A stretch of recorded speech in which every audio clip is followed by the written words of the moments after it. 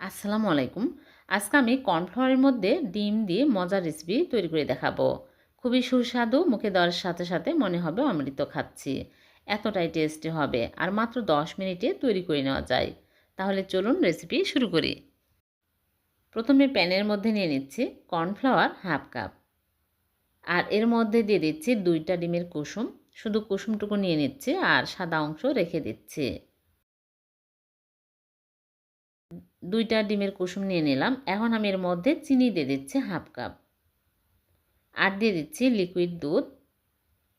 আগে জাল করে ঠান্ডা করে দিয়ে দিচ্ছি। গরম দুধ নেওয়া যাবে না, ঠান্ডা করে তারপরে দিতে হবে।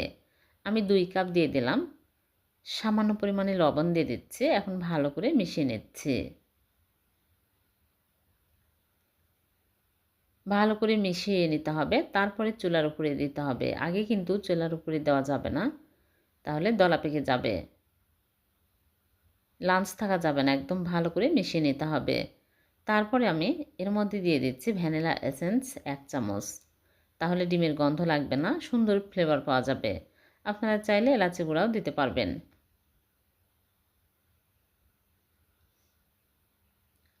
তারপরে আমি চুলার উপরে দিয়ে দিলাম, দিয়ে চুলা অন করে দিলাম, দিয়ে অনবরত নাড়তে থাকবো। নেড়ে চেড়ে ঘন করে নিতে হবে। একটু নেড়ে চেড়ে নিলেই দেখা যাবে যে একদম ঘন হয়ে আসছে।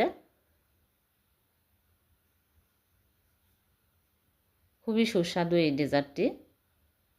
ছোট বাচ্চা বড় সবাই অনেক পছন্দ করবে। মুখে দেওয়ার সাথে সাথে মিলিয়ে যাবে, অনেক টেস্টি হয়।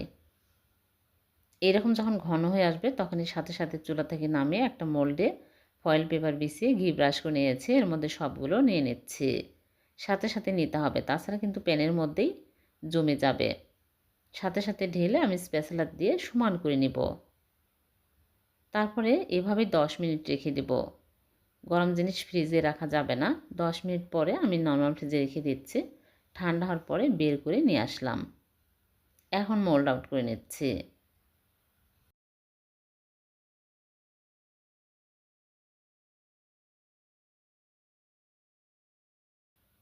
মোল্ড আউট করে আমি উপর দিয়ে বাদাম কুচি দিয়ে সাজিয়ে নেব।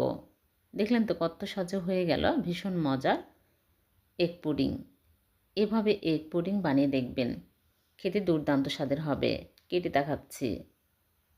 10 মিনিটে কোনো মিষ্টি খেতে মন চাইলে ঝটপট এইভাবে পুডিং বানিয়ে খেতে পারবেন। খুবই কম খরচে কম উপকরণে হয়ে গেল। ভিডিওটি যদি ভালো লেগে থাকে লাইক কমেন্ট শেয়ার করতে ভুলবেন না। আমার চ্যানেলটিকে সাবস্ক্রাইব করে চ্যানেলের সাথে থাকবেন। আবারও দেখা হবে এরকম নতুন কোনো রেসিপিতে। সে পর্যন্ত ভালো থাকবেন, সুস্থ থাকবেন। আল্লাহ হাফেজ।